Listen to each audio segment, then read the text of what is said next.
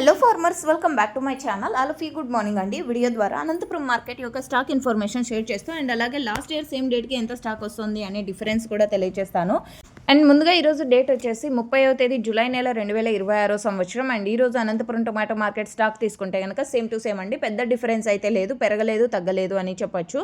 And దాదాపుగా Anantapuram tomato మార్కెట్కి quality ఉన్నటువంటి టమోటాలే ఎక్కువగా వస్తున్నాయండి. క్వాలిటీ అన్క్వాలిటీ ఇవన్నీ తెలియచేయండి, ఎలాంటి టమోటాలు ఎక్కువగా వస్తున్నాయని కామెంట్ వచ్చింది, అందువలన తెలియజేస్తున్నాను.